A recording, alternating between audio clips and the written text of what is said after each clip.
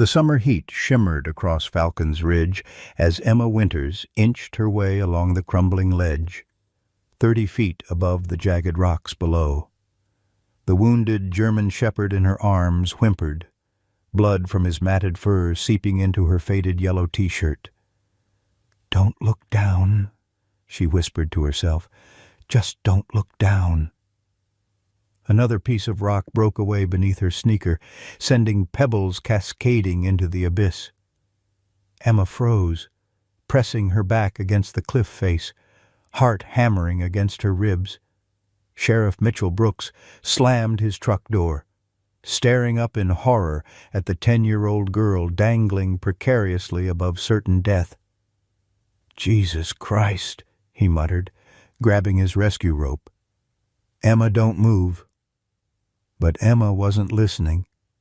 The dog's amber eyes locked with hers, intelligent, desperate, filled with something that looked impossibly like purpose. "I won't let you die," she promised the animal, just as her grip began to slip. "I won't let them hurt you again."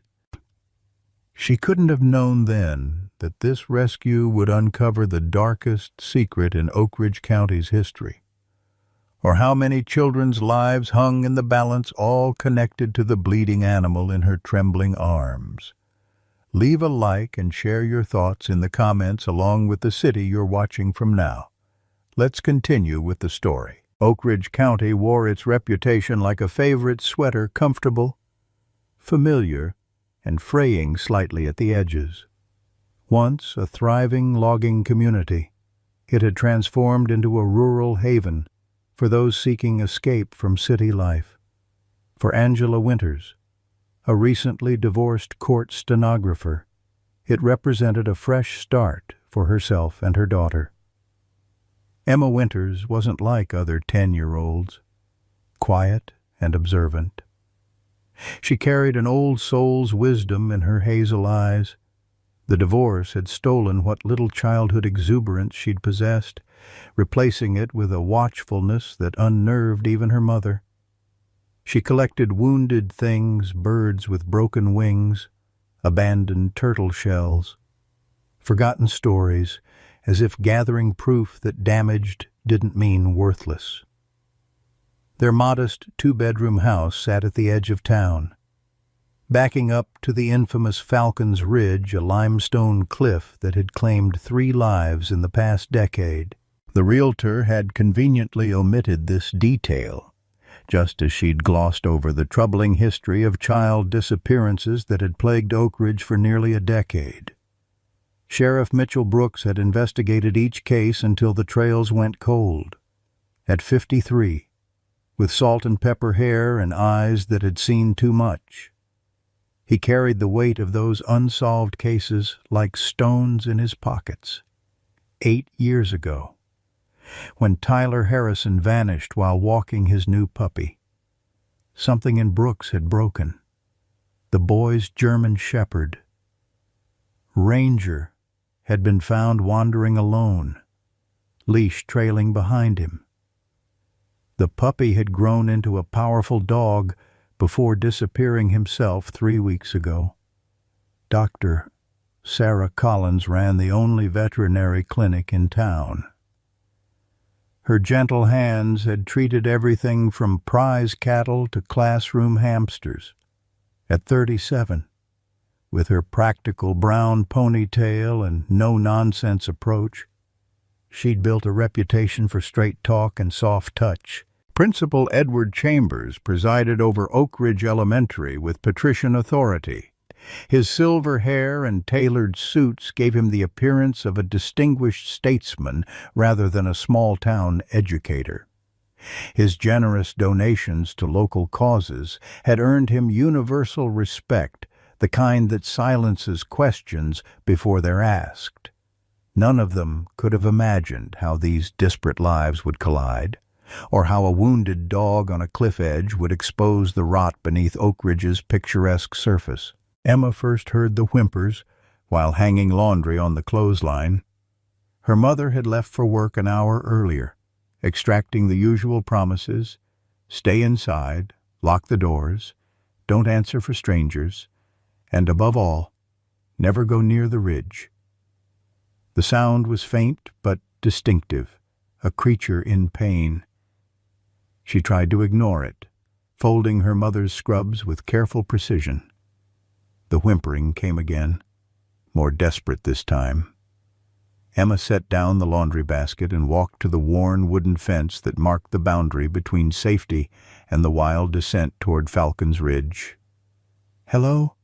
she called, her voice small against the vastness beyond. The answering cry was unmistakable. A dog in distress. Emma bit her lip, her conscience warring with her promise. She'd always been the responsible child, the one who followed rules, who never caused trouble. But something about that plaintive cry pulled at her, as if it were calling her name specifically. "I'll just look," she told herself, climbing the fence with practiced ease. "I won't go near the edge." The summer heat pressed down as Emma picked her way through tall grass and scattered limestone. The whimpering grew louder, guiding her forward until she reached a stunted oak that clung to the hillside like a stubborn memory. From there, she could see the ledge and the large shape huddled upon it, a German shepherd, its fur matted with blood, one leg dangling uselessly over the edge. "Oh no," Emma whispered, her heart constricting. The dog raised its head, amber eyes locking onto hers with startling intelligence. It tried to stand but collapsed with a yelp that echoed across the canyon. Emma glanced back toward her house, now seeming miles away rather than yards. She should go back, call for help, wait for adults. But the dog whimpered again, and she knew with terrible certainty that there wasn't time. "It's okay," she called softly. "I'm coming to help you." Mom.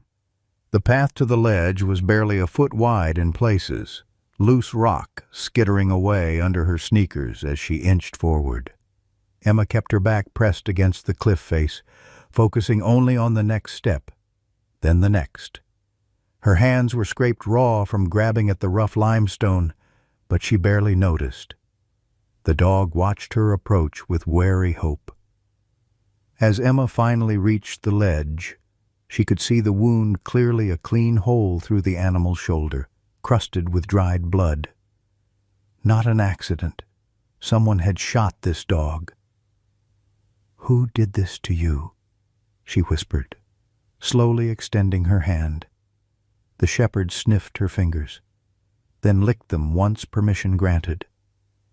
Emma gently examined the wound, relieved to find it had stopped bleeding but worried about infection. Getting back up would be nearly impossible with the dog in her arms, but she couldn't leave him. "We'll figure it out," she promised, her voice steadier than she felt. That's when she heard the truck engine and her name being called. Sheriff Brooks and her mother had arrived simultaneously, their faces twisted with identical expressions of horror as they spotted her on the ledge. "Emma Marie Winters!" Her mother screamed, "Don't move a muscle!" Sheriff Brooks was already uncoiling a rope from his truck bed. "Stay exactly where you are," he called. "I'm coming down." The rescue took 45 agonizing minutes, first getting a harness down to Emma, then guiding her as she secured the injured dog, then the slow, terrifying ascent with the sheriff bracing them from above. By the time they reached solid ground, Emma's arms and legs were trembling from exertion, and her mother was alternating between tearful relief and furious scolding. "What were you thinking?" Angela demanded, clutching Emma's shoulders. "You could have died." "He would have died," Emma answered simply, her focus still on the whimpering animal. Sheriff Brooks knelt beside the dog, his weathered face softening.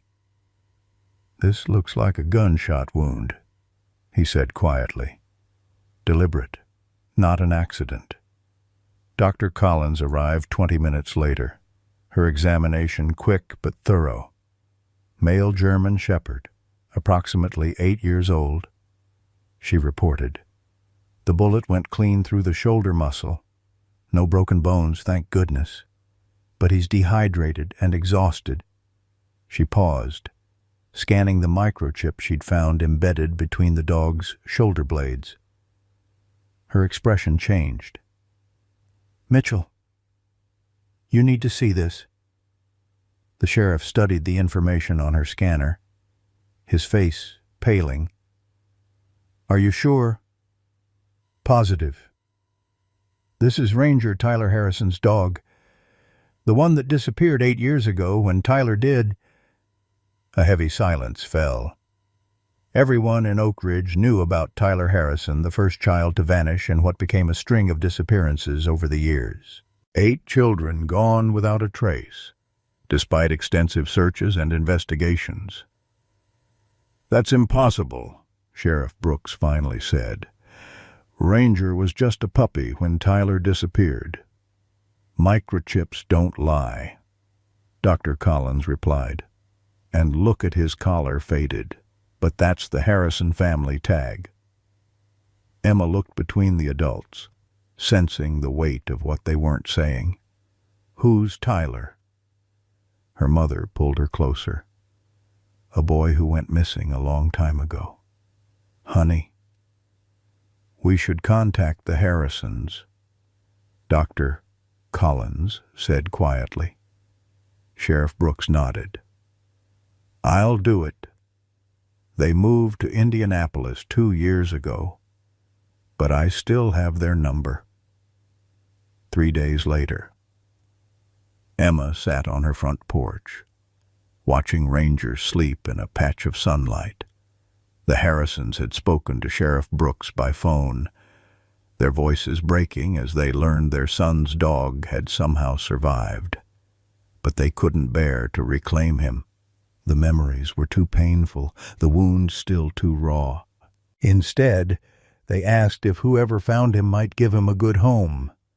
"He needs a lot of care," Angela had warned her daughter. "And he might have behavioral issues after whatever he's been through." But Emma had already decided. Something about Ranger called to her. Perhaps it was the quiet dignity in his eyes, or the way he followed her from room to room, as if he'd been searching for her his whole life.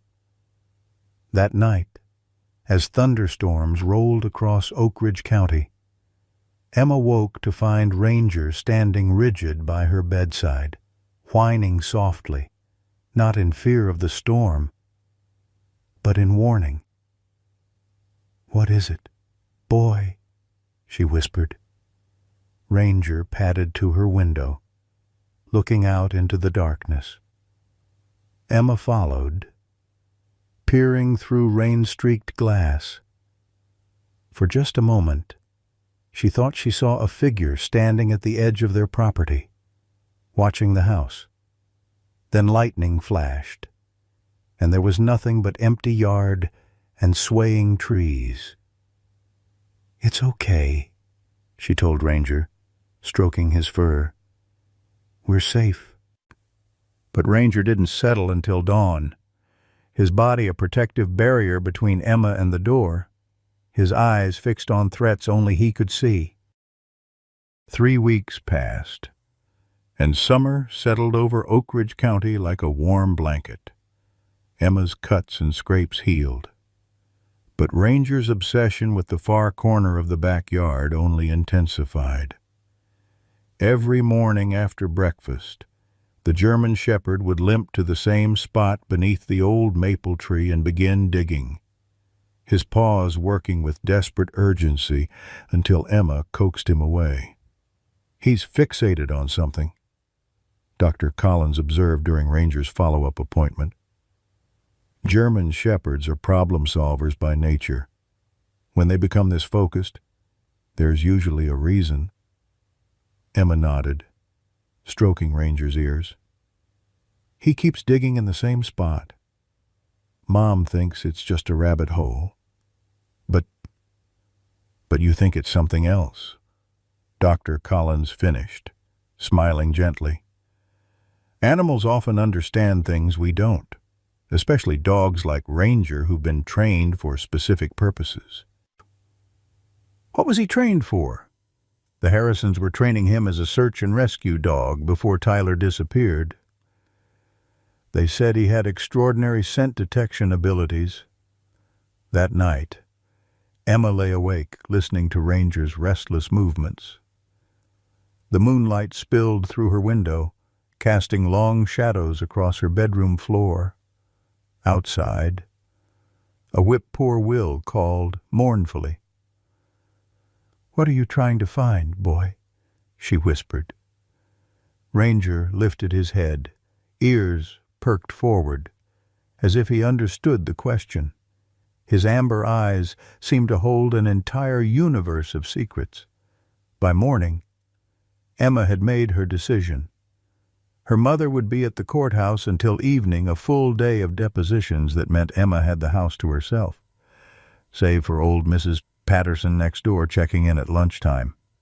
As soon as her mother's car disappeared down the driveway, Emma retrieved the garden spade from the tool shed. Ranger watched her with keen interest, his tail wagging for the first time since his rescue. "Show me, Ranger," Emma said. "Show me what's so important." The German shepherd led her directly to his digging spot. Pawing at the ground with renewed vigor, Emma began to dig methodically, creating a neat pile of soil beside her growing hole. The July sun beat down mercilessly, but she didn't stop, not even when blisters formed on her palms. 3 feet down, the spade struck something solid with a dull clang. Emma's heart jumped.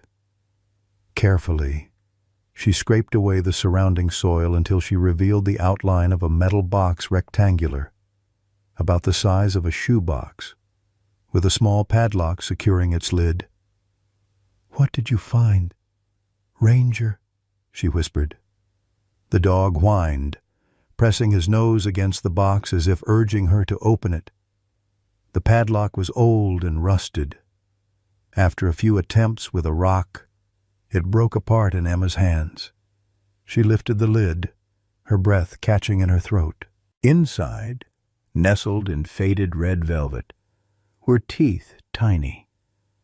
Pearlescent baby teeth arranged in neat rows. 23 of them. Beneath the macabre collection lay a handwritten list of names, dates, and addresses. Emma's hands trembled as she read the first entry, Tyler Harrison. 42 Sycamore Lane, July 17, 2017. Her eyes scanned down the list, recognizing other names from missing children, posters she'd seen around town and in neighboring counties. Each name had a date beside it, dates spanning 8 years. "Oh my God," Emma breathed, her stomach churning.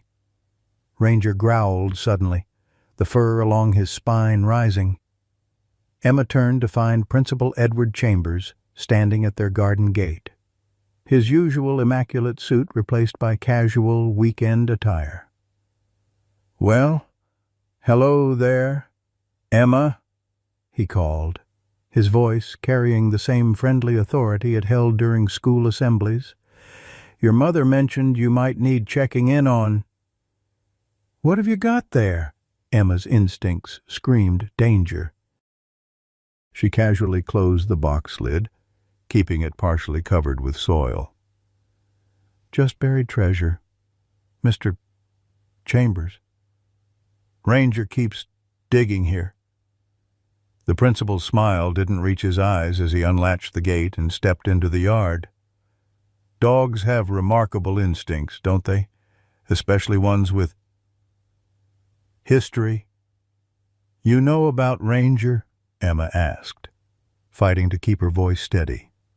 Chambers approached slowly, his gaze fixed on the partially buried box.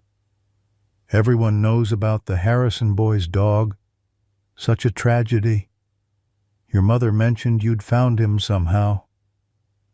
"On the cliff," Emma replied, subtly pushing more dirt over the box with her foot. "He was hurt." "Yes, I heard." Chambers knelt beside her, close enough that Emma could smell his cologne, something expensive and cloying. Animals can be so accident-prone, wandering where they shouldn't. Ranger's growl deepened, his body positioning itself between Emma and the principal. Chambers eyed the dog with thinly veiled contempt. "He seems rather protective of you." "He's still recovering," Emma explained, her mind racing. "Dr. Collins says he might be nervous around strangers for a while." Chambers nodded thoughtfully, then gestured toward her excavation. "May I see what you found? I was something of an amateur archaeologist in college." Before Emma could respond, Ranger barked sharply, a warning sound that made Chambers flinch. The man's pleasant expression flickered, revealing something cold beneath. "That's quite a temperamental animal," he said, his voice hardening. "Perhaps you should consider whether he's safe to keep around. After all, if he was involved in whatever happened to the Harrison boy." "He wasn't involved," Emma said firmly. "He was just a puppy." "Even so," Chambers stood, brushing dirt from his knees. "I'm starting a special summer program at the school next week. Academic enrichment for promising students. I'd like you to join us." The invitation felt wrong somehow, like a trap disguised as an opportunity. "I'd have to ask my mom," Emma hedged. "Of course." Chambers smiled, all warmth again. "I'll speak with her myself. In the meantime, be careful with your excavations. You never know what might be buried in old properties like this." After he left, Emma waited until his car disappeared down the road before retrieving the box. With shaking hands, she photographed the contents with her mother's old digital camera, then reburied the box in a different location under the garden shed where Chambers wouldn't think to look. That evening, when Sheriff Brooks stopped by to check on Ranger's recovery, Emma made a decision. While her mother prepared coffee in the kitchen, Emma pulled the sheriff aside onto the front porch. "I need to show you something," she whispered, handing him the camera. "But you can't tell Mom where I got it." Brooks scrolled through the images, his expression growing increasingly grave. "Emma, where did you find this?" "Ranger showed me. He's been trying to dig it up since he got here." The sheriff knelt to her level, his voice low and urgent. "Did anyone else see this box?" Emma hesitated, then nodded. "Principal Chambers came by today. He saw me digging, but not what was inside. He acted weird." Brooks's jaw tightened. "Listen to me carefully. Don't tell anyone else about this. Not your friends, not your teachers, not even your mother yet. And stay away from Principal Chambers. Is it about the missing kids, Tyler and the others?" The sheriff's weathered face showed his internal struggle protecting a child's innocence versus telling necessary truths. "It might be, Emma. And if it is, it's very dangerous information." That night, Emma dreamed of running through dark tunnels, pursued by shadowy figures. In the dream, Ranger led her forward, his fur glowing faintly in the darkness. When she woke gasping at 3 a.m., the German Shepherd was sitting alert beside her bed, watching the window with unwavering vigilance. The next morning, Emma noticed an unfamiliar car parked across the street. When she mentioned it to her mother, Angela dismissed it as probably belonging to one of Mrs. Patterson's relatives. But Emma saw how Ranger's hackles raised whenever he looked in that direction, and she remembered Sheriff Brooks's warning. Something was happening in Oak Ridge County, something connected to 23 missing teeth, a list of names, and a dog who remembered more than anyone thought possible. As Emma stroked Ranger's fur, she made him a silent promise whatever secrets he was trying to uncover, she would help him bring them into the light. Sheriff Mitchell Brooks sat alone in his office, the blinds drawn against the curious eyes of Oak Ridge. Spread before him were photocopies of Emma's disturbing discovery, 23 teeth, and a list of names that made his blood run cold. 8 years of missing children cases, previously thought to be unconnected, now linked by a single, damning document. He'd spent the night cross-referencing each name. All 23 matched children reported missing within a 100-mile radius of Oak Ridge County. The oldest case was Tyler Harrison, 8 years ago. The most recent, Lily Parnell from neighboring Westfield, had disappeared just 3 months earlier. Brooks rubbed his tired eyes. The implications were staggering. This wasn't a series of random abductions or runaways. This was methodical, organized, and the box had been buried in the Winters' backyard, a property that had stood vacant for years before Angela and Emma moved in. "Who lived there before them?" he muttered, pulling county property records from his desk drawer. The answer made his coffee turn bitter in his mouth. Edward Chambers, from 2015 to 2022. The principal had sold the property shortly after the previous disappearance. Brooks reached for his phone, then hesitated. Accusing the most respected man in Oak Ridge of involvement in child abductions would require more than circumstantial evidence. He needed proof that would stand up in court, and he needed to move carefully to avoid tipping Chambers off. Emma sat at the back of Mrs. Patterson's garden, watching as the elderly woman tended to her prize-winning dahlias. Ranger lay at her feet, his eyes never leaving the old wooden fence that separated the properties. "You got yourself a real guardian there," Mrs. Patterson observed, her wrinkled hands deftly pruning dead blooms. "That dog watches you like you hung the moon." "He was Tyler Harrison's dog," Emma said carefully, watching for the woman's reaction. Mrs. Patterson's hands stilled. "The Harrison boy. The one who went missing." She clucked her tongue. "Land sakes. That was a terrible business. First of many. Sad to say. Did you know him, Tyler? Knew all the Harrisons? Good people. That boy used to help me carry my groceries home from Milligan's store." She straightened, wincing at her arthritic back. "His daddy liked to went crazy after Tyler disappeared, searching day and night. His mama took to bed for nearly a year. Terrible thing for parents to lose a child that way. No closure, no knowing." Emma hesitated, then pressed further. "Mrs. Patterson, did anything strange happen in our house before we moved in?" The older woman's eyes narrowed shrewdly. "Now, why would you ask a thing like that?" "Just curious.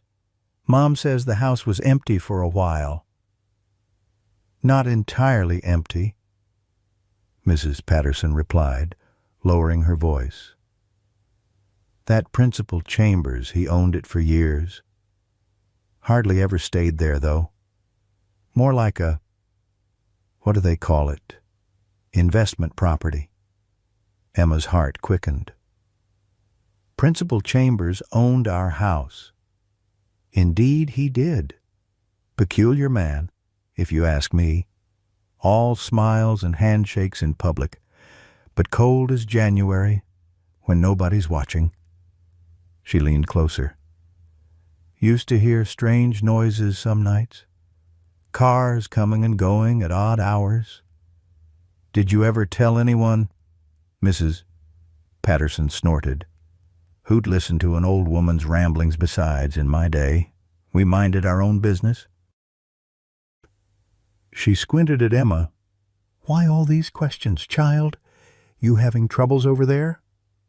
No, ma'am, Emma lied, feeling Ranger's steady warmth against her leg. Just trying to learn the history of our house. The old woman studied her for a long moment. You remind me of my Eleanor always poking into things, asking questions nobody wanted to answer. Her voice softened. Just be careful, child.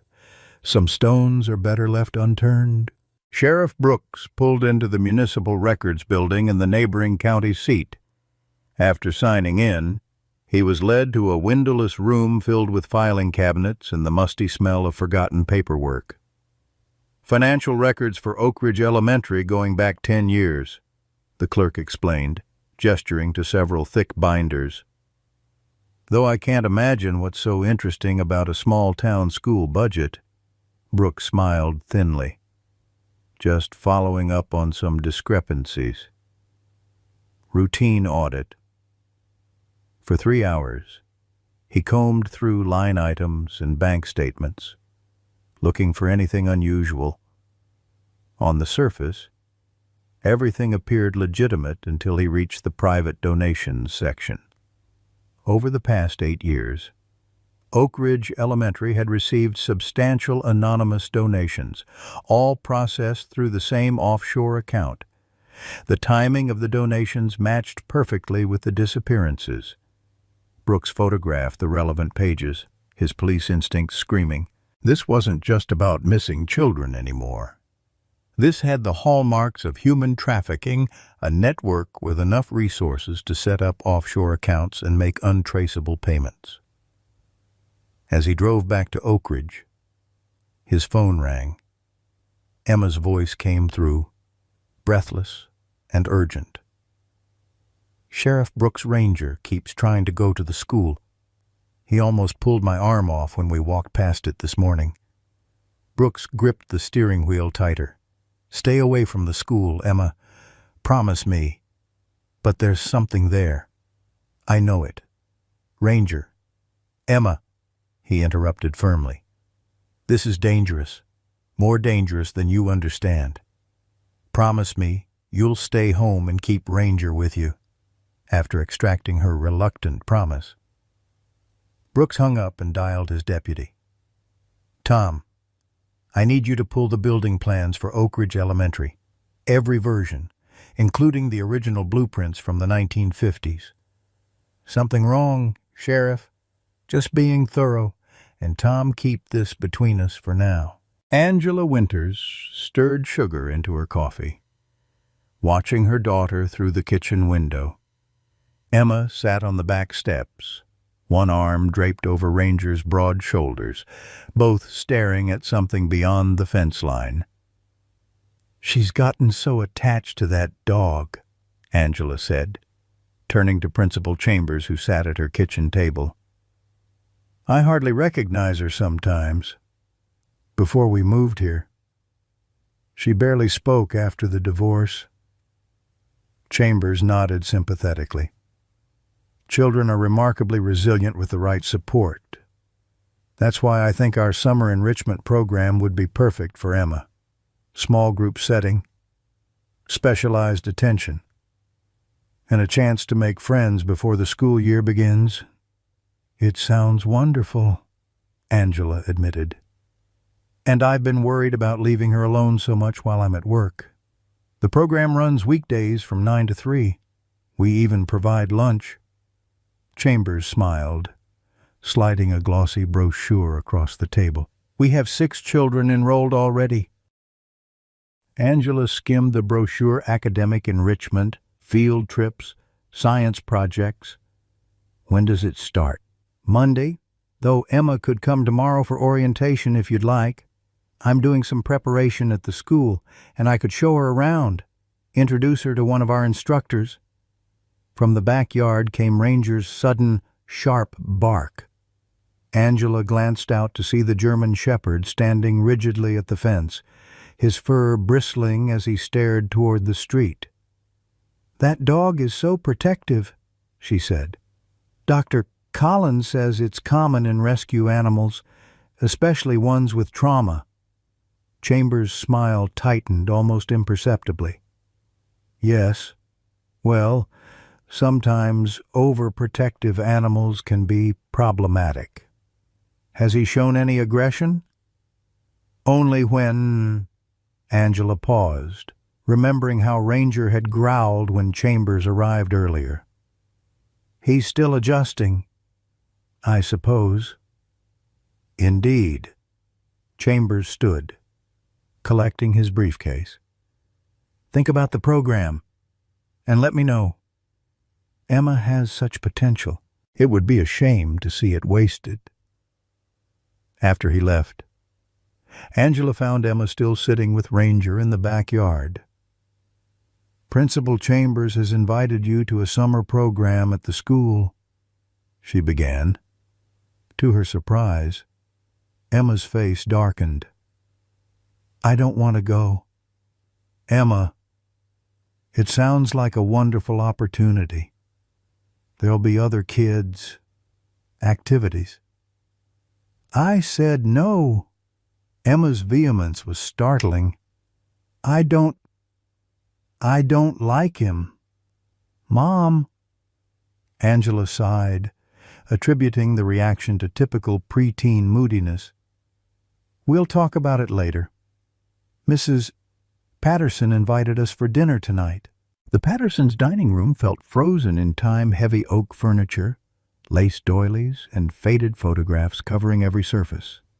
Mr. Patterson, a retired railroad engineer in his 80s, dominated the conversation with stories of Oak Ridge's past while his wife served pot roast and mashed potatoes.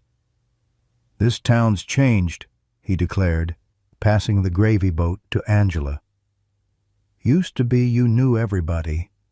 Nowadays, there's all sorts of strangers moving through." "Harold," Mrs. Patterson chided. "Angela and Emma aren't strangers. They're neighbors." The old man harumphed. "Wasn't talking about them.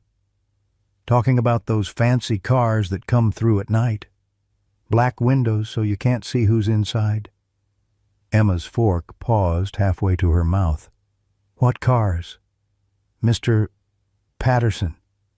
The ones that go to the school, middle of the night sometimes, carrying who knows what." Mrs. Patterson rolled her eyes. "Harold has insomnia. Sits at the window watching traffic half the night." "Just because I'm old doesn't mean I'm senile," he retorted. "Started happening about 8 years ago, right after they renovated the east wing of the school." Emma exchanged glances with her mother, who looked embarrassed by the turn in conversation. "Did you ever tell Sheriff Brooks?" Emma asked. "Told him plenty. He took notes real polite-like. Then nothing happened." Mr. Patterson stabbed a piece of pot roast. "Same as when I told him about the tunnels." "Harold, not this again." Mrs. Patterson sighed. "What tunnels?" Emma pressed, ignoring her mother's warning look. "The ones under the school. Been there since the Cold War bomb shelters. They called 'em. Connected half the town back in the day. Most got sealed up in the 70s, but a few stayed open." "How do you know about them?" Angela asked, despite herself. "Helped build 'em. Tunnels were my specialty in the Corps of Engineers. Oak Ridge Elementary had the main access point, big reinforced door in the basement, led to a whole network." He shook his head.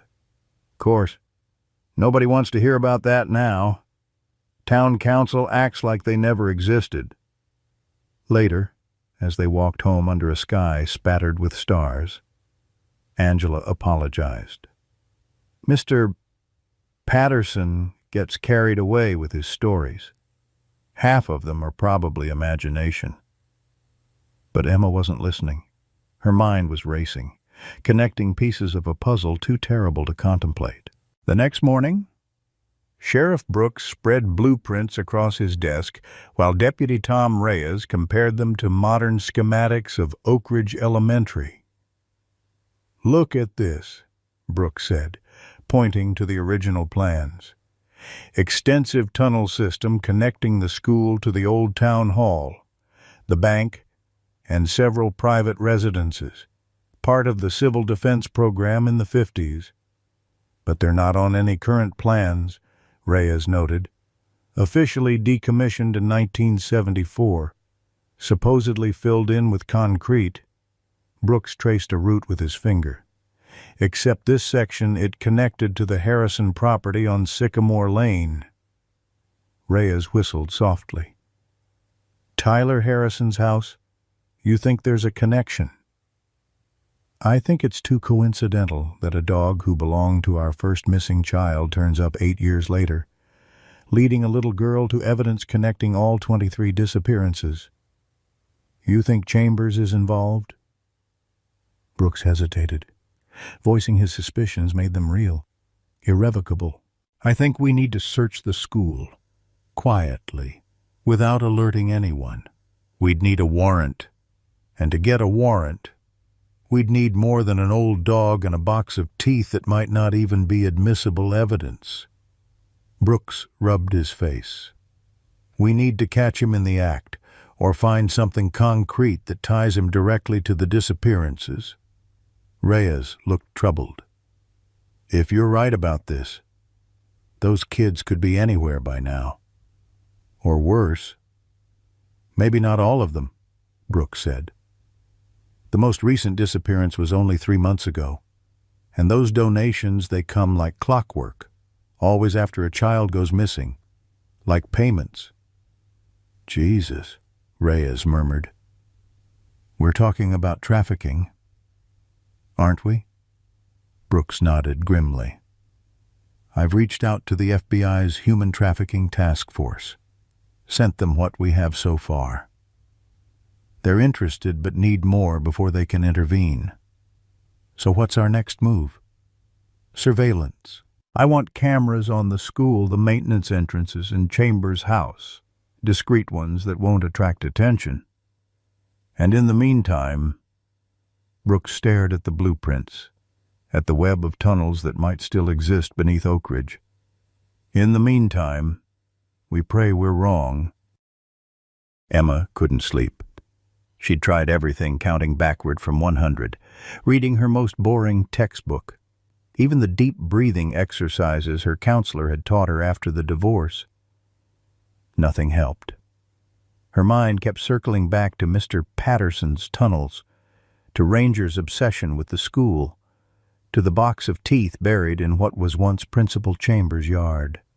Moonlight spilled through her window, casting Ranger's sleeping form in silver. The German shepherd's ears twitched as he dreamed, soft whimpers escaping his throat. Emma wondered what he saw in those dreams. Tyler, the other missing children, whatever horrors had given him the scar across his muzzle. A floorboard creaked in the hallway. Emma froze, listening intently. Her mother's steady breathing continued from the next room she hadn't stirred. Another creak, closer to her door. Ranger woke instantly, his body tensing as he rose to his feet.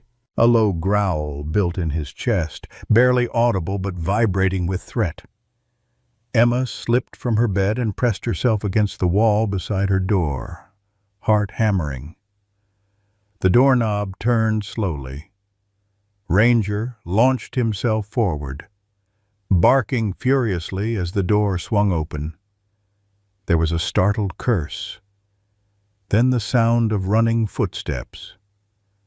By the time Emma reached the hallway, the back door was swinging open, a dark figure disappearing into the night. Her mother appeared, hair disheveled from sleep. "What on earth? Someone was in the house." Emma gasped. "They tried to come into my room." Angela's face went white.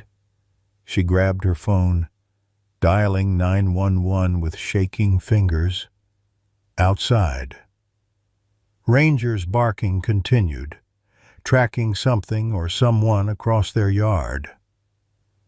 Sheriff Brooks arrived within minutes, his expression grim as he examined the forced back door. "Looks like they used a credit card or something similar to slip the lock. Professional job."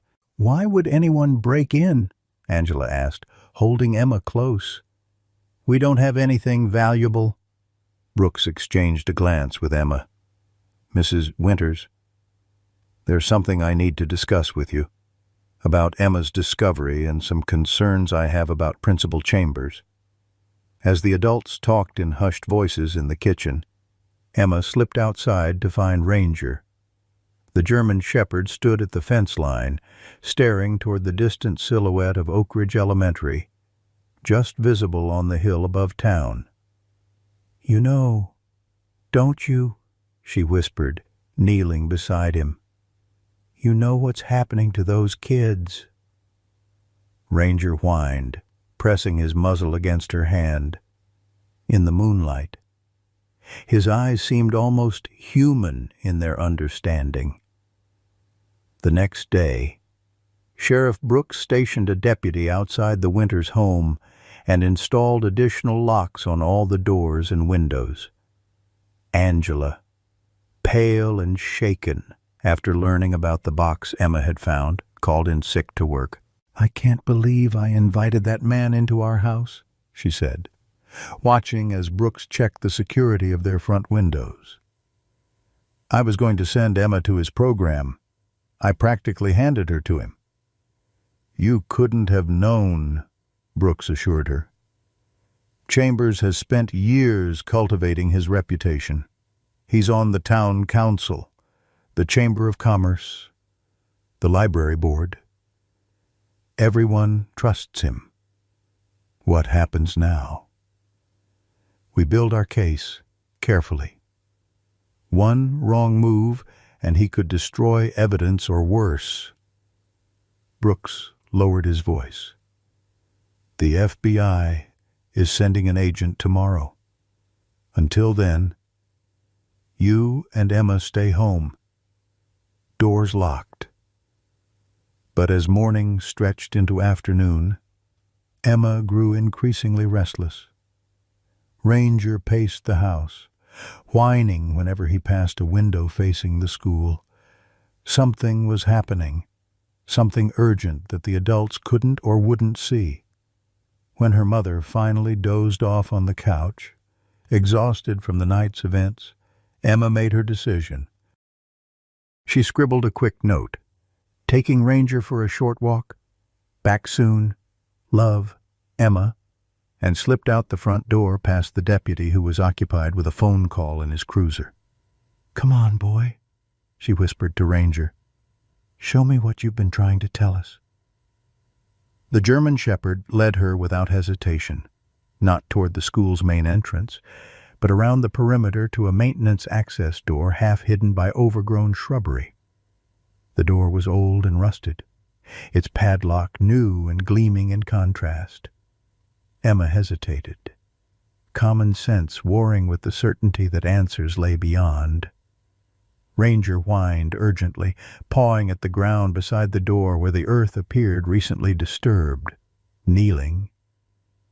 Emma scraped away loose soil to reveal a small opening just large enough for a child to squeeze through. A cold draft emanated from the darkness beyond, carrying a musty, abandoned smell. "Is this how they took Tyler?" she whispered. Ranger's answering whine was all the confirmation she needed, heart pounding. Emma took out her phone and texted Sheriff Brooks. "At school, found tunnel entrance. Ranger led me, SE maintenance door." Then, Taking a deep breath, she lay flat and began to wriggle through the opening, Ranger watching anxiously from above. She'd just managed to get her shoulders through when hands grabbed her ankles from behind. "Well, well," came Principal Chambers' voice, terrifyingly calm. "Curious little Emma, always asking questions, always watching, just like your dog." Emma screamed, but the sound was lost in Ranger's sudden, furious barking as he lunged at Chambers. There was a sharp crack, a sound Emma recognized from action movies but had never heard in real life. A gunshot. Ranger yelped, then fell silent. "No!" Emma cried, twisting desperately as Chambers dragged her backward through the opening. "Animals are so predictable," he said, his cultured voice at odds with the cruel grip on her ankles. "So are children. You all think you're cleverer than you are." As Emma emerged fully from the tunnel, she saw Ranger lying motionless on the ground, blood darkening his tan fur. Chambers hauled her to her feet, one hand covering her mouth, the other pressing a small pistol against her ribs. "We're going to take a little tour of my facility," he said pleasantly, as if inviting her to a school assembly. "Since you're so interested in where those other children went, then we'll decide what to do with you." Principal Edward Chambers marched Emma through the tunnel, one hand gripping her arm with bruising force, the other holding the pistol steady against her back. The passage was low and narrow, forcing even Emma to duck her head in places. Naked bulbs hung at irregular intervals, casting harsh pools of light amid long stretches of shadow. Fascinating history. These tunnels, Chambers remarked conversationally, as if conducting a field trip rather than an abduction. Built during the height of Cold War paranoia, the school board wanted them sealed in the 70s, but I convinced them to merely restrict access, historical preservation. I said, they never asked why I was so interested. Emma remained silent, her mind racing between terror and desperate calculation. Ranger, was he dead or merely wounded? Had Sheriff Brooks received her text? How long before her mother realized she was missing? "Nothing to say," Chambers prodded. "You've been quite the little detective these past weeks. I expected more questions." "Why?" Emma finally asked, her voice smaller than she intended. "Why are you taking children?"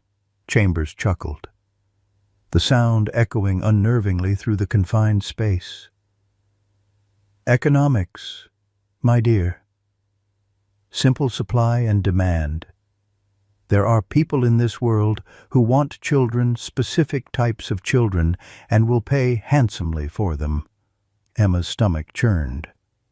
"You're selling them like property." "Such a simplistic term. I prefer specialized adoption placement. Some go to wealthy families unable to adopt through conventional channels due to, shall we say, past indiscretions. Others go to organizations with particular training needs." "Training for what?"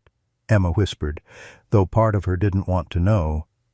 "That depends on the child's aptitudes. Tyler Harrison, for instance, showed remarkable potential, highly intelligent, physically coordinated, with an extraordinary pain tolerance. Very valuable combination." The casual way he discussed Tyler made Emma's skin crawl. This wasn't a man with a conscience or remorse.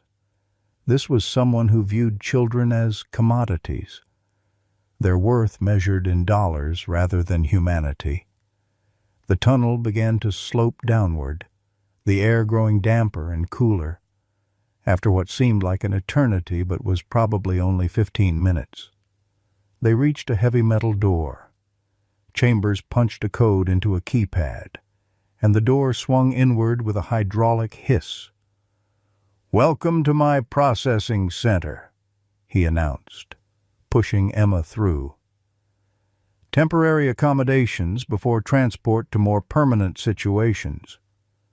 The room beyond was clinically white and windowless, resembling a hospital ward more than a prison. 6 small cells lined one wall, each with a cot, toilet, and sink. 3 contained huddled forms that stirred at their entrance. "New arrival? Children?" Chambers called out cheerfully. "Say hello to Emma."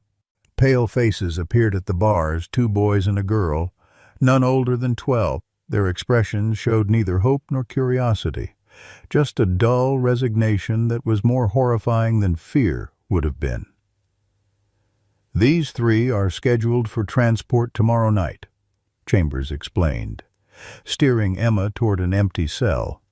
"You, however, present a complication. The sheriff knows too much now, thanks to your meddling. We'll need to accelerate our timetable and relocate the operation."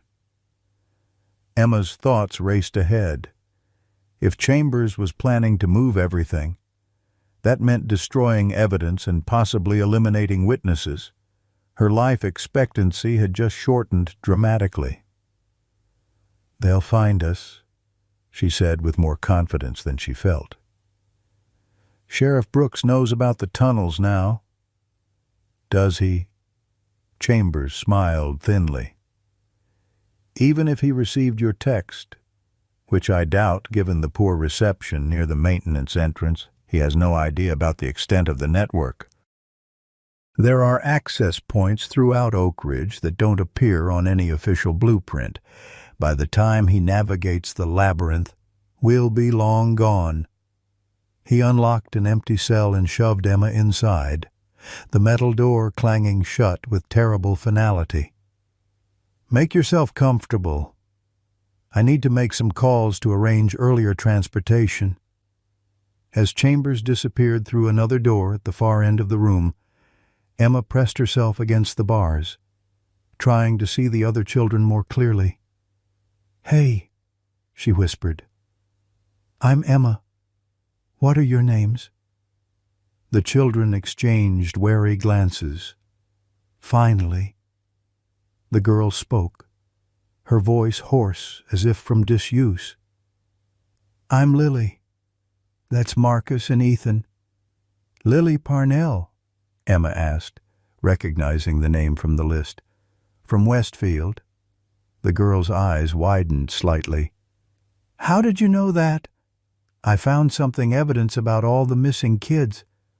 That's why I'm here." Emma gripped the bars tighter. "How long have you been here?" "Don't know exactly," Lily murmured. "Weeks. Maybe they keep moving us around. It's been 3 months for me," the smaller boy Marcus added. "I think it's hard to tell time down here." Emma's heart sank. If these children had been held captive for months with no one finding them, what chance did they have now? She thought of Ranger, lying bleeding on the ground above them, and fought back tears. "The man who took you," she pressed.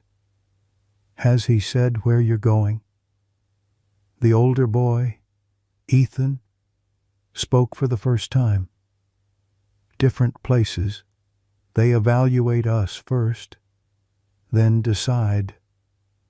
Lily's going to some special school for girls. Marcus and I—" He trailed off, his young face hardening. Somewhere else. The matter-of-fact way he discussed their fates suggested they'd overheard more than Chambers realized. Emma was about to ask another question when the far door opened again, and Chambers returned, accompanied by a tall, broad-shouldered man in a delivery uniform. "Change of plans," Chambers announced. "We're moving tonight. Mr. Rivera will take the boys now, and I'll handle the girls personally tomorrow morning." He handed a manila envelope to the man. All the documentation is in order. The usual drop point. Rivera nodded, his face expressionless as he unlocked the boys' cells. Neither child resisted as he fastened zip ties around their wrists and led them toward a different door than the tunnel entrance. "What about Tyler?" Emma called desperately. "Tyler Harrison. Where did you send him?" Chambers turned to her with mild surprise. "Still fixated on that. Are we? Tyler was one of my first placements, a learning experience. You might say, that ridiculous dog complicated things. It's why I started taking children without pets." "Is he alive?" Emma demanded. "Almost certainly not," Chambers replied with clinical detachment. "His particular placement had a high attrition rate. Military applications. You understand? Only the exceptional ones survive the training." Emma felt sick. This man had stolen Tyler's life and many others with no more concern than if he were discussing inventory at a store. Her fear began to crystallize into anger, hot and clarifying. "Sheriff Brooks will find this place," she said steadily. "He knows about the tunnels, about the teeth, about everything." Something flickered in Chambers' eyes, the first hint of uncertainty she'd seen. "Unlikely, but even if he did, there's nothing to connect me directly to any of this. The facility is registered to a shell corporation, the transport vehicles are untraceable, and by tomorrow it will all be gone, including you and Miss Parnell." He checked his watch. "I have preparations to make. Sit tight, ladies. It won't be long now." After he left, locking the main door behind him, Emma immediately began examining her cell. The bars were solid, the lock modern and secure, nothing like the flimsy padlock on the metal box in her yard. "It's no use," Lily said dully. "I've tried everything. There's no way out." Emma wasn't listening. Her attention had fixed on the ventilation grate near the ceiling of her cell, small, but possibly large enough for someone her size to squeeze through. "Lily, does your cell have a vent like this one?" The other girl looked up, following Emma's gaze. "Yes, but it's screwed in. I tried loosening the screws with my fingernails, but they're too tight." Emma felt in her pockets, hoping against hope that she had something, anything that could serve as a tool. Her fingers closed around the house key she always carried, its teeth sharp and metallic. "I might be able to unscrew mine," she whispered. "If I can get into the vent system, maybe I can find a way to open your cell." "Even if you did, we can't get past the main door. It has an electronic lock with a keypad." "One problem at a time," Emma replied, dragging her cot beneath the vent. Standing on tiptoe, she could just reach the screws with her key.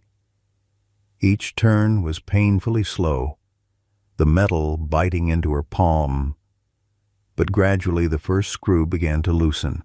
Sheriff Brooks burst through the station doors, his face ashen. "Emma's missing," he announced to Deputy Reyes. "Angela just called. She left a note about walking the dog, but that was over 2 hours ago." Reyes stood immediately. "Any sign of the dog?" "Nothing. I've got 2 deputies canvassing the neighborhood." Brooks ran a hand through his hair. "Check my phone. Any messages from her?" Reyes picked up the sheriff's cell phone from his desk and checked. One text. Came in about an hour ago, but didn't load properly. Poor signal, maybe. He tapped the screen. "It's from Emma's number, at school. Found tunnel entrance. Ranger led me. The rest is cut off. The school. Brooks breathed. She went to the damn school. Call for backup, everyone we've got. And get that FBI agent on the phone. We're moving now. Within 20 minutes, a tactical team had assembled in the station's back lot. The FBI agent, a serious woman named Ramirez with years of human trafficking experience, laid out the approach. "We go in quiet," she instructed. "No sirens, no lights. If Chambers is there and realizes we're coming, he might destroy evidence or worse." "What about Emma?" Brooks demanded. "And the other children, if they're there?" Agent Ramirez's expression was grim. "Finding them alive is our priority, but you need to understand, based on what you've told me, we're likely dealing with a sophisticated trafficking operation. If Chambers has been doing this for 8 years without detection, he has contingency plans and possibly armed associates." Brooks checked his weapon, a cold determination settling over him. "I've known those tunnels since I was a kid. Used to sneak in there on dares. If Emma found an entrance, I can find it too." As the team prepared to move out, Deputy Reyes called out suddenly, "Sheriff, we've got a witness, Mrs. Patterson says she saw Chambers forcing Emma into a maintenance door at the southeast corner of the school grounds. Says there was blood on the ground and the dog was nowhere in sight." Brooks's jaw tightened. If Ranger had been injured or killed trying to protect Emma, Chambers would pay for that too. The convoy moved through Oak Ridge with deliberate casualness, unmarked cars and SUVs taking different routes to avoid attracting attention. As they approached the school, Brooks directed them to a wooded area that would shield their approach from any surveillance cameras Chambers might have installed. "The maintenance entrance should be through those bushes," he said, pointing to an overgrown section of the school's perimeter fence. "Everyone stay low and move quiet." Agent Ramirez organized the team into 2 groups, one to secure the tunnel entrance, the other to cover the school's main building in case Chambers tried to escape that way. Brooks led the tunnel team, his flashlight revealing the disturbed earth beside the maintenance door, and his heart sank a dark stain that could only be blood. "Looks like something was dragged from here," Reyes observed, pointing to marks in the soil leading away from the blood. Brooks followed the trail into the bushes and froze. There, partially concealed by foliage, lay Ranger's still form. The German shepherd's fur was matted with dried blood around his shoulder, a fresh wound layered over the old one that had barely healed. "Ah, Christ," Brooks muttered, kneeling beside the dog. To his shock, Ranger's chest rose and fell with shallow breaths.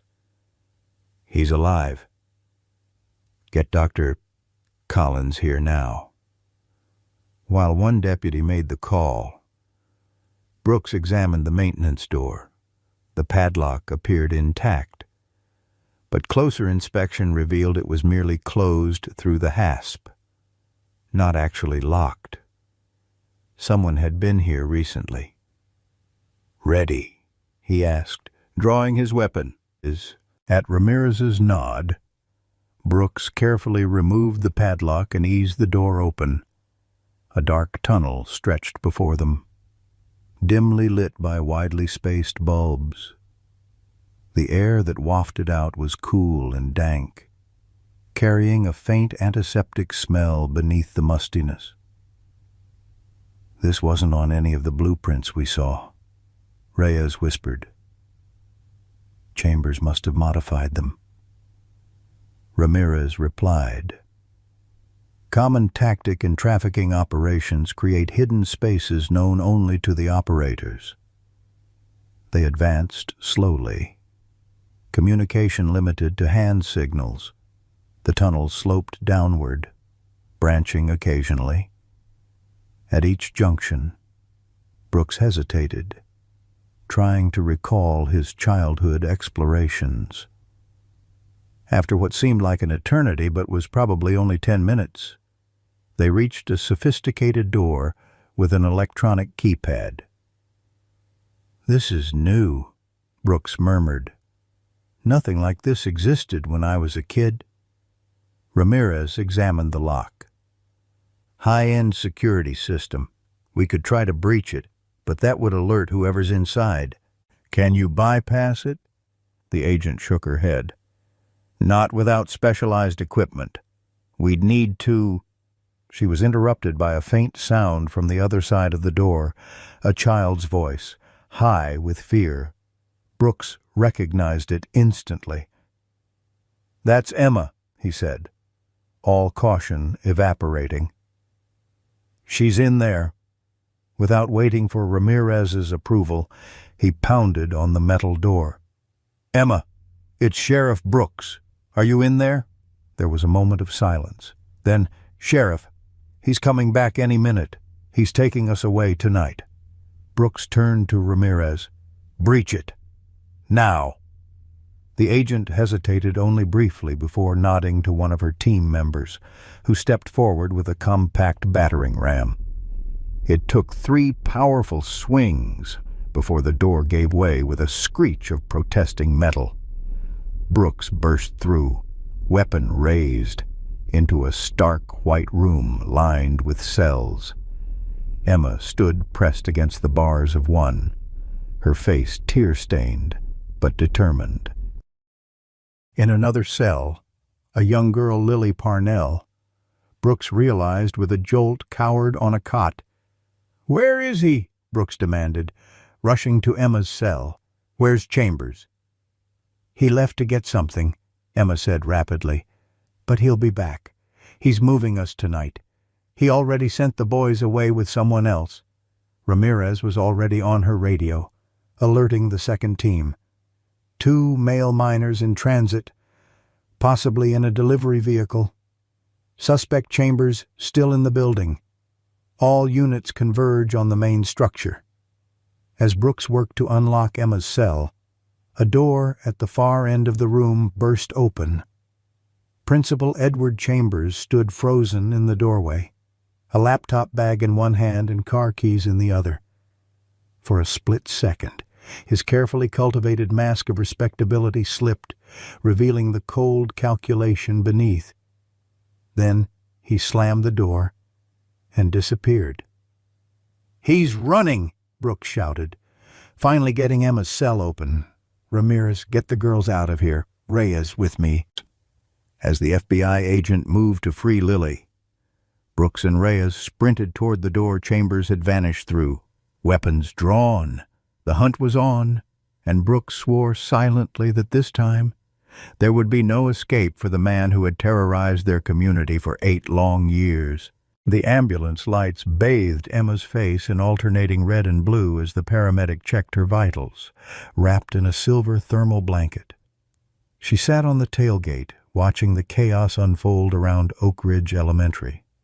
Police cruisers, FBI vehicles, and even news vans from neighboring counties formed a perimeter around the school, their headlights cutting through the gathering dusk. "Your blood pressure's a little low, but that's normal after what you've been through," the paramedic said gently. "Any dizziness, nausea?"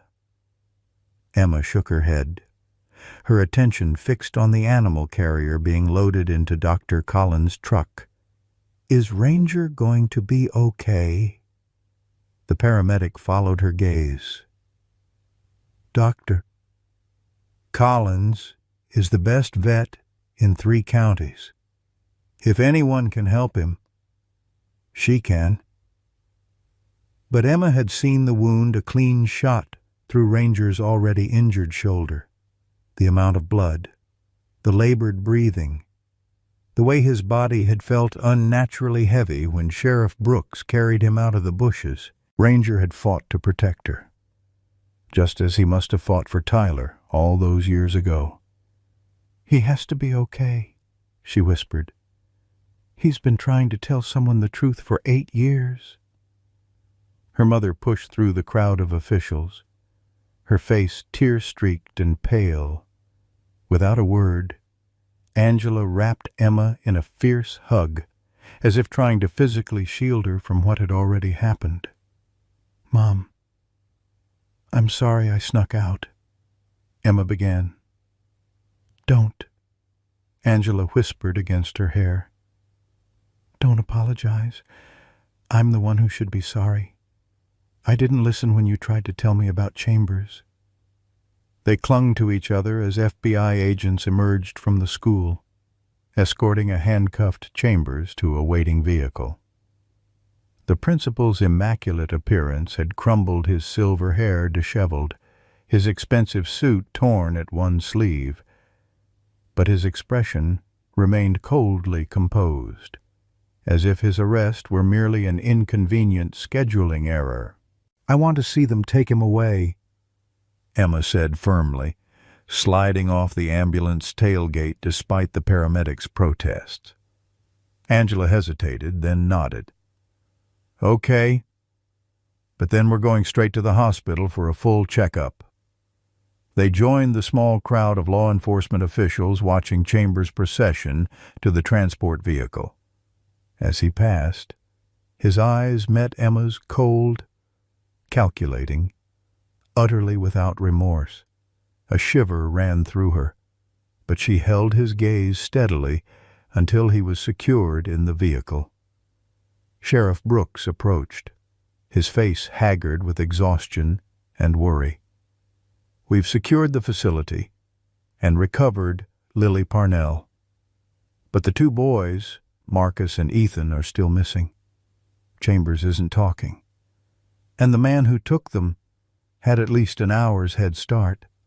He called him Mr. Rivera," Emma offered. "He was wearing a brown delivery uniform, like a package service." Brooks nodded. "That matches what Lily told Agent Ramirez. We've got roadblocks on all major highways and alerts at bus stations, train stations, and airports within a 100-mile radius." "Will you find them?" Angela asked quietly. The sheriff's expression tightened. "We're doing everything possible, but after 8 years and 23 children..." He didn't finish the sentence. "What about the others?" Emma asked. "The ones who disappeared before?" Brooks exchanged a glance with an approaching FBI agent, who took over the explanation. "We're processing the evidence from Chambers' office and the underground facility. There are extensive records, financial transactions, transport documents, even..." She hesitated, looking at Emma. "Even what?" Emma pressed. "Evaluations," the agent said carefully. "Detailed assessments of each child's physical and psychological attributes. It appears they were categorized based on specific requirements from buyers." The clinical description made Emma's stomach turn. She thought of Tyler Harrison, evaluated and sold like merchandise, sent somewhere with a high attrition rate. She thought of Marcus and Ethan, headed to another unknown destination with the same fate awaiting them. "I want to go home," she said suddenly, the weight of it all crushing down on her. "Please, Mom, I just want to go home." Dr. Sarah Collins worked methodically, her skilled hands moving with practiced efficiency as she extracted the bullet from Ranger's shoulder. The German shepherd lay unconscious on her surgical table, his breathing shallow but stable under anesthesia. "It's a miracle he survived the first wound on that cliff," her assistant remarked, monitoring the dog's vitals. "And now this. Talk about 9 lives." "He's a fighter," Collins agreed, dropping the extracted bullet into a metal pan. and he had something to live for. Dogs like Ranger don't give up when they have a mission. The surgery continued for another hour, cleaning the wound, repairing damaged muscle tissue, transfusing blood to replace what had been lost. When she finally stepped back, peeling off her surgical gloves, Collins felt the full weight of exhaustion settle over her. "Will he make it?" her assistant asked quietly. Collins studied the steady rise and fall of Ranger's chest, the strong but slow heartbeat on the monitor. "If he makes it through the night, his chances are good. But he's endured a lot of trauma, physical and psychological. Recovery won't be easy." She stroked Ranger's fur gently. "I'll stay with him tonight. Emma will want updates. And Sheriff Brooks needs that bullet for evidence." Alone with the sleeping dog, Collins settled into a chair beside the recovery kennel. "You did good, old boy," she murmured. "You found those children when no one else could. Tyler would be proud." In the cold sterility of the county hospital, Emma underwent a series of examinations, physical tests, blood draws, psychological evaluations. Though Chambers hadn't physically harmed her, the doctors were thorough, explaining that trauma could manifest in many ways. "I'm fine," she insisted after the third doctor asked about her emotional state.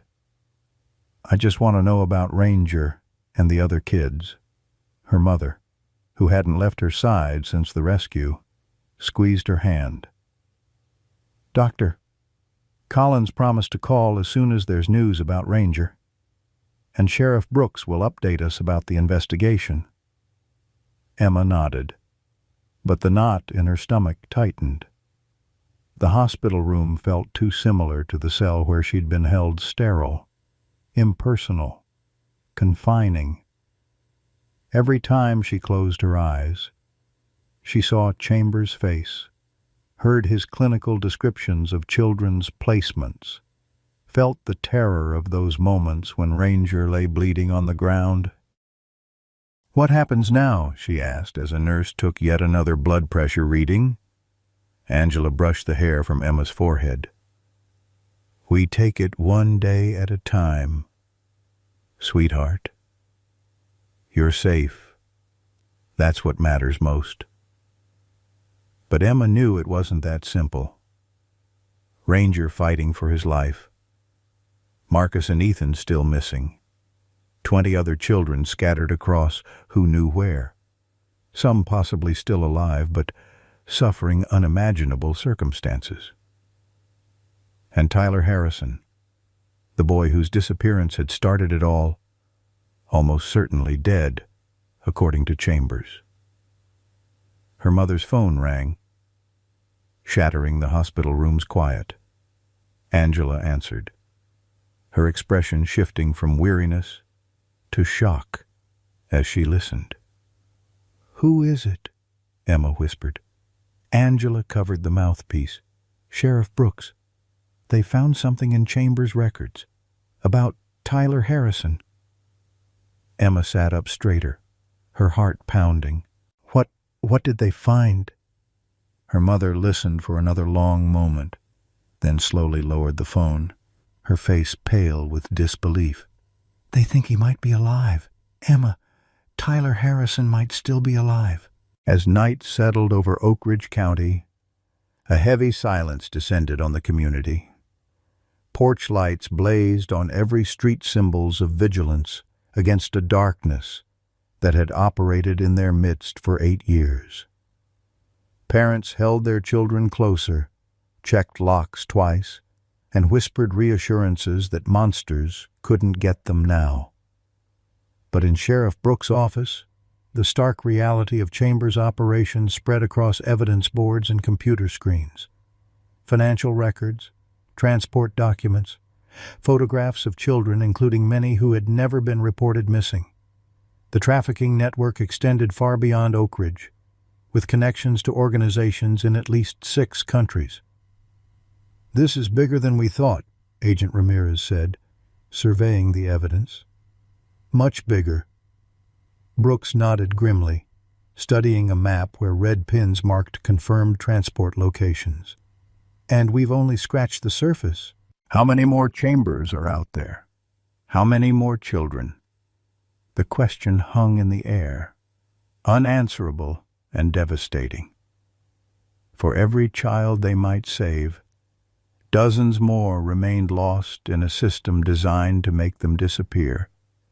And for those they did recover, the road ahead would be long and painful, healing wounds, both visible and hidden, rebuilding lives shattered by cruelty.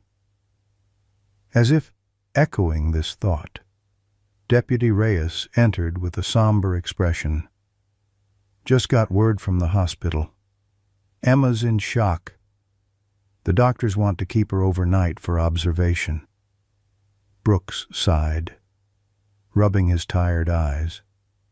And Ranger, still in surgery. Dr. Collins says it's touch and go. In the quiet of his office, Brooks confronted the bitter truth that had haunted him throughout his career sometimes. Victory came too late and at too high a cost. Even if they dismantled Chambers' entire operation, even if they rescued every surviving child, the damage was already done. Some wounds never fully heal.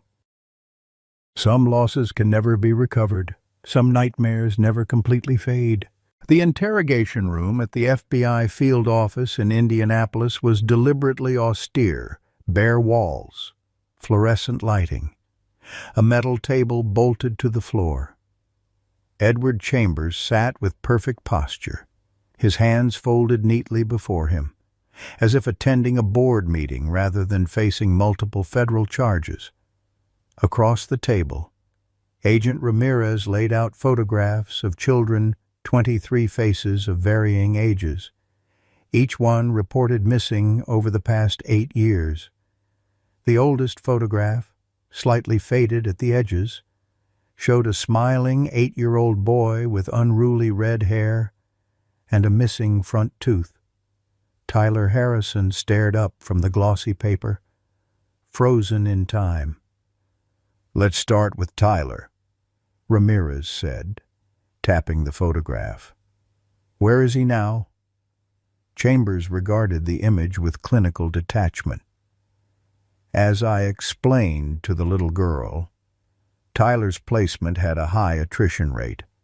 The odds of his survival were minimal." "That's not what your records indicate," Ramirez countered, sliding a printed document across the table.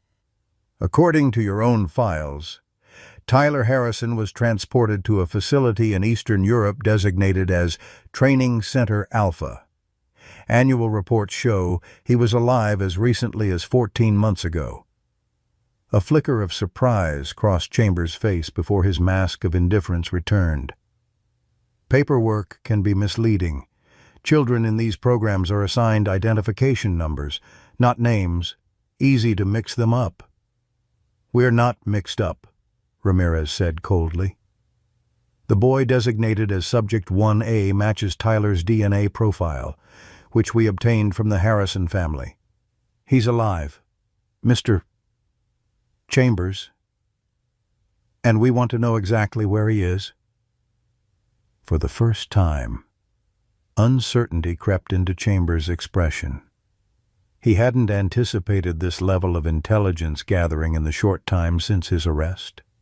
His mind calculated rapidly, weighing options and potential bargaining chips. "Perhaps we can come to an arrangement," he finally said, leaning forward slightly. "I have information that could lead to the recovery of several children, including Tyler Harrison. In exchange, I would expect certain considerations regarding my sentencing." Ramirez's expression remained impassive. "You're facing 23 counts of kidnapping, human trafficking, and conspiracy charges that carry multiple life sentences." What exactly do you think you're bargaining with? Information, Chambers replied smoothly.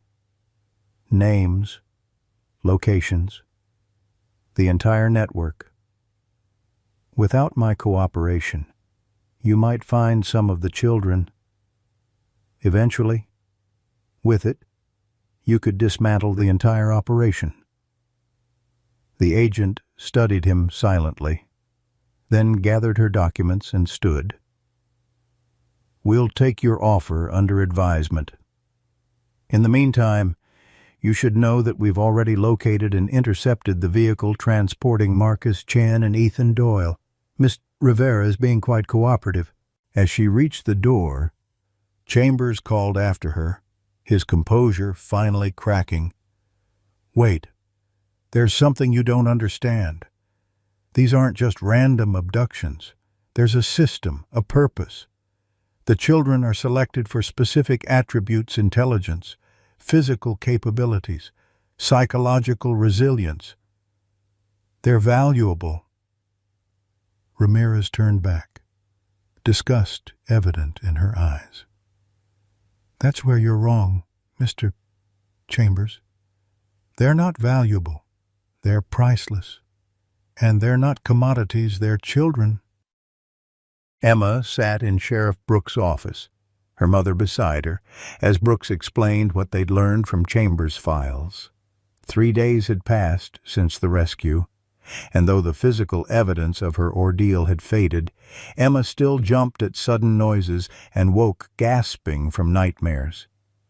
According to the documents we recovered, Tyler Harrison was transported to a training facility in Moldova.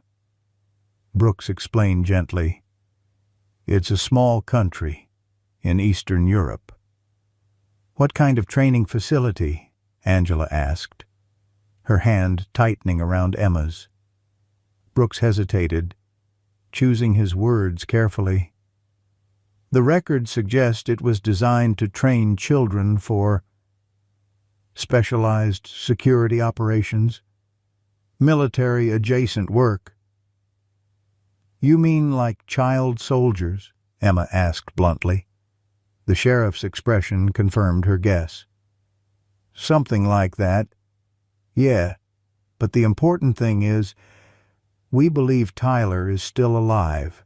The FBI is working with international authorities to locate and recover him, along with any other children at the facility. Emma processed this information, trying to reconcile it with what Chambers had told her. He said Tyler probably didn't survive, that the place had a high attrition rate. Chambers lied about many things, Brooks replied. He's now cooperating with federal authorities in exchange for sentencing considerations. The information he's providing has already led to raids on similar operations in 3 states. Will they find all the children? Emma asked, already knowing the answer. Brooks' expression softened with regret. Some of them, hopefully, but after 8 years. Many will be difficult to trace. Some may have been moved multiple times, given new identities, or worse. The unspoken reality hung in the air that worse might mean children who hadn't survived their ordeal, whose remains might never be recovered, whose families would never have closure. What about Ranger? Emma asked, changing the subject to something she could bear to think about. Can I see him yet? Dr. Collins says he's stable but still critical, Brooks answered. Maybe tomorrow, if his condition improves. As they left the sheriff's office, Emma noticed a map pinned to the evidence board, red markers indicating locations across the globe. Each marker potentially represented a child from Oak Ridge or surrounding communities' stolen lives scattered like seeds in the wind. Sheriff, she said suddenly, turning back, if they find Tyler, will he remember Ranger? Brooks considered the question thoughtfully. 8 years is a long time, especially for a child who's been through trauma. But some bonds run deeper than memory. I've seen it in missing persons cases, before people recognizing things they don't consciously remember." Emma nodded, satisfied with the answer. If anyone could maintain a connection across time and distance, it would be Tyler and Ranger. After all, Ranger had never stopped searching, never stopped trying to expose the truth. In the veterinary clinic's recovery room, "Doctor." Collins checked Ranger's vitals for the 5th time that morning. The German Shepherd's condition had stabilized overnight, his breathing stronger, his heartbeat regular. The transfused blood had done its work, replenishing what he'd lost, and the antibiotics were preventing infection in his wound. "You're quite the miracle, aren't you?" Collins murmured, gently stroking his fur. "2 gunshot wounds in a month, and you're still hanging on." Ranger's eyes fluttered open briefly, recognition flickering in their amber depths, before exhaustion pulled him back under. But that momentary awareness was enough a positive sign that his brain function remained intact despite the trauma and blood loss. Collins updated her notes, then called Sheriff Brooks with the cautiously optimistic news. Ranger wasn't out of danger yet, but his chances improved with each passing hour. Given his age and the extent of his injuries, recovery would be slow and potentially incomplete. He might always carry a limp, might never regain full use of his injured shoulder, but he would live. And sometimes, survival itself was victory enough. The breakthrough came unexpectedly. In the middle of the night, Agent Ramirez called Sheriff Brooks at 2 a.m., her voice tight with controlled excitement. "We've confirmed Tyler Harrison's location," she reported. "A compound outside Chisinau, Moldova's capital. Satellite imagery shows approximately 20 adolescents on the premises, matching the age profiles of children taken from across the United States and Canada." Brooks sat up in bed, instantly alert. "When's the raid?" "Joint operation with Interpol and Moldovan authorities. Scheduled for 0600 their time. That's 11 p.m. our time tomorrow." "The Harrisons. Being notified now. We're arranging transportation for them to meet us at the field office in Indianapolis. If the raid is successful, they'll be able to video conference with Tyler immediately." After hanging up, Brooks stared at the ceiling, emotions warring within him. Hope that Tyler and others might finally come home. Rage at the system that had trafficked them. Grief for those who would never return, and underlying it all, a gnawing question: how had this happened in his town, under his watch, for 8 long years? The answer was as simple as it was devastating. No one had connected the dots because the dots had been deliberately scattered. No one had recognized the pattern because Chambers had ensured there appeared to be no pattern. Children from different schools, different neighborhoods, different family backgrounds, their only common factor hidden in sealed files at Oak Ridge Elementary, where Chambers had methodically identified and evaluated potential candidates based on criteria only he fully understood. Dawn found Brooks at his desk, reviewing the evidence once more. Chambers' cooperation had revealed a trafficking network more extensive than anyone had imagined, a global operation with tentacles reaching into legitimate businesses, government agencies, and educational institutions. The children were merely the most vulnerable victims of a system built on exploitation and profit. As the day progressed, Brooks kept the Harrisons updated without promising too much. Hope was a double-edged sword necessary for survival, but potentially devastating if unfulfilled. By evening, he gathered Emma, Angela, and Dr. Collins at the veterinary clinic, where Ranger had shown enough improvement to be moved to a regular recovery kennel. Together, they waited for news from Moldova, the atmosphere thick with anticipation and dread. The call came at 10:47 p.m. Agent Ramirez's voice crackled over Brooks's phone speaker, filled with restrained triumph. Operation successful. Compound secured. 18 miners recovered, including one matching Tyler Harrison's description. Preliminary DNA confirmation expected within hours. Emma, who had been sitting beside Ranger's kennel, felt tears well in her eyes. The German shepherd stirred, as if sensing the shift in emotional energy in the room. "He's coming home," she whispered, stroking Ranger's head. "Tyler's coming home." Dr. Collins wiped away her own tears. "I've seen a lot in 30 years of veterinary practice, but never anything like this. A dog remembering for 8 years, trying to tell us what happened." "Loyalty?" Sheriff Brooks said simply. "The kind humans could learn from." As they absorbed the news, none of them noticed Ranger's subtle change, how his ears perked forward at Tyler's name, how his tail thumped weakly against the kennel floor, how his eyes seemed to hold a new light, as if a long-carried burden had finally been set down. 8 months passed, bringing autumn's crisp clarity to Oak Ridge County. The maple trees lining Main Street blazed with orange and crimson, their fallen leaves crunching beneath Emma's feet as she walked Ranger along their usual route.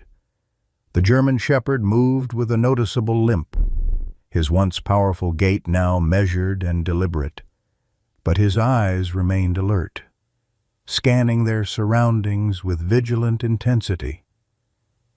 "Slow down, old boy," Emma murmured, as Ranger paused to sniff a familiar fence post. "We've got all afternoon." At 10 years old, Ranger was considered elderly for his breed, his muzzle now frosted with white. The 2 gunshot wounds had left permanent damage, a stiffness in his shoulder that worsened in cold weather, occasional phantom pain that made him whimper in his sleep. But to Emma, these scars only made him more precious, testaments to his courage and determination. They rounded the corner onto Sycamore Lane, passing the Harrison house where lights glowed warmly in the early evening. Emma waved to Mrs. Harrison, who stood arranging pumpkins on the front porch. The woman smiled and waved back, her face fuller and more relaxed than it had been when they'd first met months ago. "Should we stop and say hello?" Emma asked Ranger. The dog's tail wagged once his version of enthusiastic agreement. Since Tyler's return 3 months ago, Ranger had developed an uncanny sense of the teenager's schedule, often leading Emma past the Harrison house precisely when Tyler would be arriving home from therapy sessions or tutor appointments. Mrs. Harrison greeted them at the gate. "Perfect timing," she said. "Tyler just got back from Dr. Winter's office. He's in the backyard with his father." Emma smiled at the mention of her mother. After the events at Oak Ridge Elementary, Angela Winters had returned to school to complete her long-postponed psychology degree, specializing in trauma recovery for children. Though she wasn't Tyler's primary therapist, that would have been professionally inappropriate given their connection, she consulted on his case and others like it. "Is it okay if we go back?" Emma asked. "Of course, honey. You and Ranger are always welcome." The Harrisons' backyard had been transformed in recent months. What was once a standard suburban lawn now featured raised garden beds, a meditation area with wind chimes, and a comfortable seating area centered around a fire pit. The changes reflected the family's new priorities, creating a healing space where Tyler could reconnect with nature and feel secure. Tyler sat beside his father, both focused on repairing a wooden birdhouse. At 16, Tyler Harrison bore little resemblance to the laughing 8-year-old from missing person posters. He was tall and lean, with the same red hair but sharper features, his movements precise and economical, the physical scars visible on his forearms and disappearing beneath his shirt collar told only part of the story. The rest was written in his watchful eyes, in the way he positioned himself to always face doorways, in how he flinched at sudden movements. But today, working beside his father in the golden afternoon light, he looked almost at peace. Ranger announced their arrival with a soft woof. Tyler looked up, his serious expression softening at the sight of the German shepherd. Without a word, he set aside his tools and knelt on the grass, arms open. Ranger limped forward, pressing himself against Tyler with quiet devotion. The boy, nearly a man, now buried his face in the dog's fur, his breathing slowing to match Ranger's steady rhythm. "Hey, Emma," Mr. Harrison called softly, giving the pair their moment. "How's school going?" "Good," she replied, settling on a nearby bench. "We're doing a project on working dogs. I'm focusing on search and rescue training." Mr. Harrison smiled knowingly. Since the events of last summer, Emma had developed a passionate interest in canine training and psychology. Dr. Collins had taken her on as a junior volunteer at the veterinary clinic, and Sheriff Brooks had arranged for her to observe training sessions with the county's K9 unit. "I've been meaning to talk to your mom about something," Mr. Harrison said. His voice lowered. "Tyler's sleeping better since Ranger started staying over on weekends. We've been thinking, well, maybe it would be good for both of them if Ranger spent more time here." Emma nodded, having anticipated this conversation. Though technically her dog now, Ranger had always belonged to Tyler in ways that transcended legal ownership. The bond between them had not only survived 8 years of separation, but had somehow deepened since their reunion. "I think that would be good," she agreed. "Ranger knows where he's needed." Across the yard, Tyler was showing Ranger his latest project, a wooden memory box where he kept tangible reminders of his recovery journey. Emma caught fragments of his quiet monologue, the kind of one-sided conversation he seemed comfortable having only with Ranger or with his therapist. "Still don't remember everything from before, but Dr. Mercer says that's normal. Started dreaming about the house on Maple Street where we used to live. Remembered that blue ball you always wanted me to throw." Such moments of unguarded speech were rare for Tyler. The psychological evaluations had revealed the extent of his conditioning, years of punishment for speaking without permission, for showing emotion, for forming attachments. The facility in Moldova had systematically worked to erase Tyler Harrison and create an obedient operative, malleable and detached. That they had not entirely succeeded was something of a miracle. The recovery of Tyler and 17 other children from the Moldovan compound had made international headlines, sparking investigations into similar operations worldwide. 6 months after the raid, over 200 children had been recovered from various facilities, with hundreds more still unaccounted for. Edward Chambers, facing multiple life sentences, continued to provide information in exchange for small privileges, extra library time, better food, occasional sunlight. For Oak Ridge County, the healing process was communal and ongoing. The elementary school had been closed permanently, its building repurposed as a community center and resource hub for families affected by trafficking.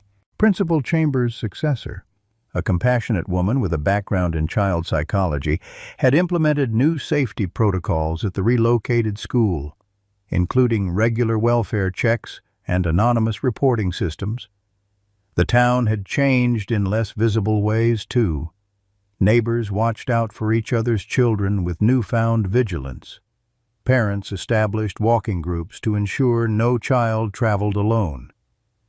Sheriff Brooks had instituted a comprehensive education program about predatory behavior and warning signs, presented in age-appropriate formats from kindergarten through high school.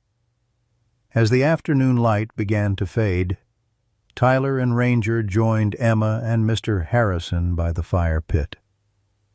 Tyler sat close to his father, their shoulders touching a form of contact he could tolerate without anxiety.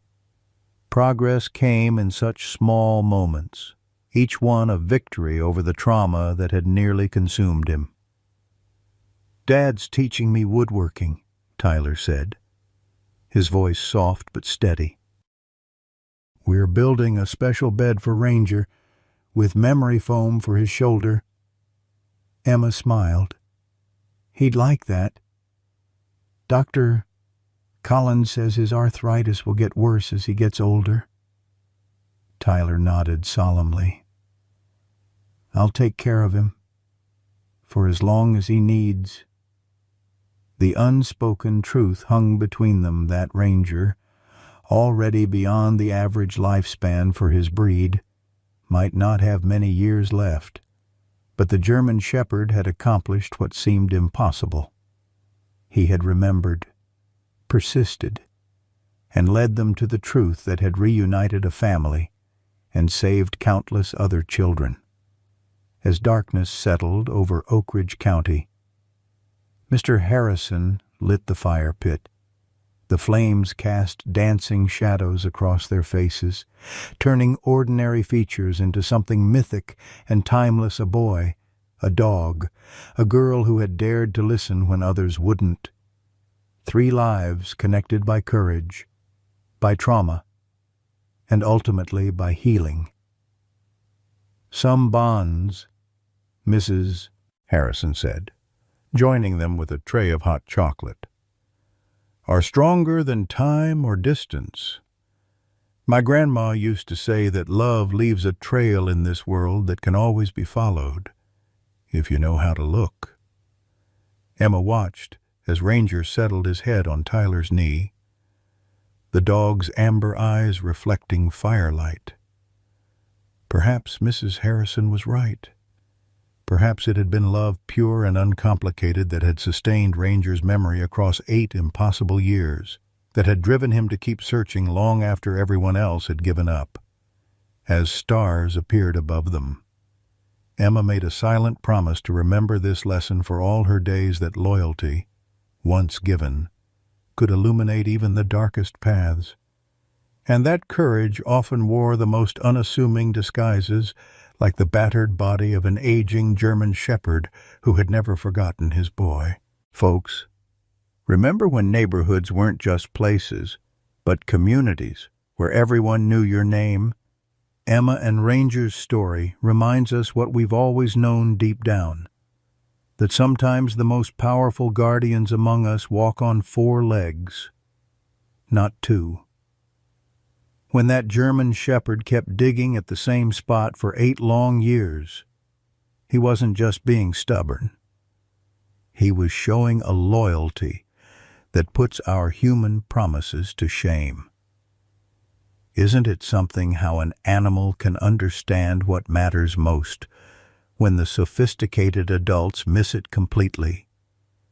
Like many of you, I grew up in a time when we let children roam until the streetlights came on. The world has changed, but our responsibility to protect the innocent hasn't.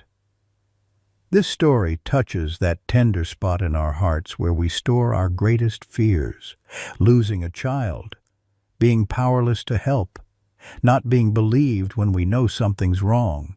But it also reminds us of what we value most: courage that doesn't recognize its own limits, faith that outlasts reason